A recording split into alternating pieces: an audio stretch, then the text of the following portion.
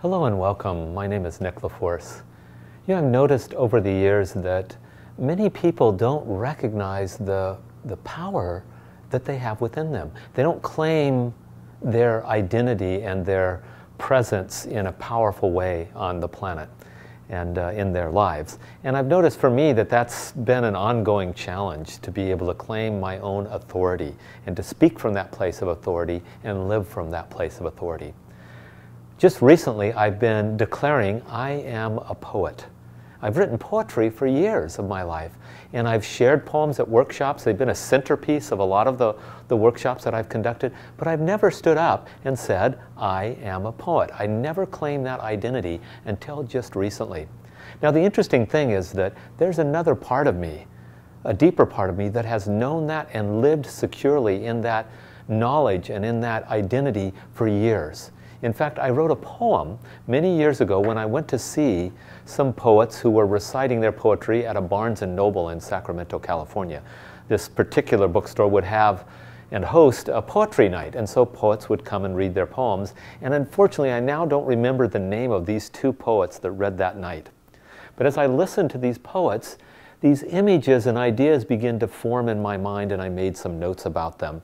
One poet talked about following wolf tracks and the experience of going out into the wild and to being in relationship to something wild in the world. And another poet read several poems that expressed this kind of gritty, earthy lifestyle that he lived, which to me formed in this image of the sort of the messy underbrush of life. And so I left Barnes & Noble's that night, and as I was driving away, this poem formed and was completed before I even arrived home, which was less than about a 10-minute drive. So the whole poem appeared to me in about a 10-minute period. I call it The Poets, because I had read that poem at that time when I was there at Barnes & Noble's. The Poets. I came to hear the poets, those whose words grace pages and who live lives deeper than mine, hoping they will lead me out of myself into another world, a parallel universe where another version of me lives and loves freely. But I am only an amateur tracker, barely able to recognize wolf footprints. I falter, second-guess myself. I lose the tracks that veer off into uncharted terrain, into the messy thicket of life's underbrush, where I sense the animal presence hidden in the secret society of those whose words grace pages. I wonder if I will ever become skillful and courageous enough to follow the tracks into that other world.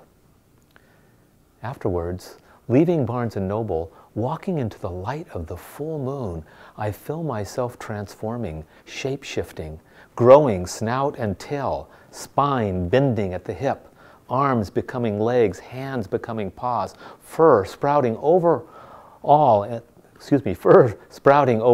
years forgotten, and I run wild into the shadows, into the night, into the thicket.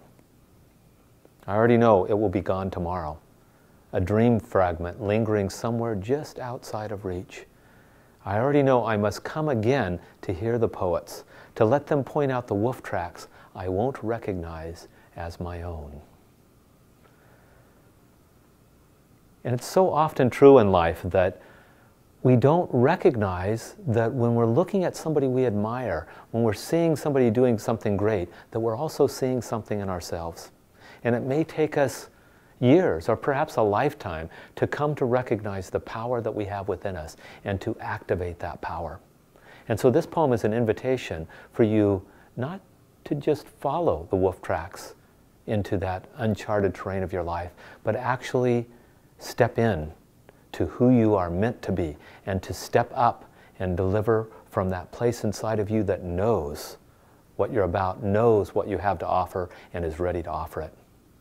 So thank you again for your time and attention. If you've liked this poem, please post your comments below, and I look forward to seeing you in the next video.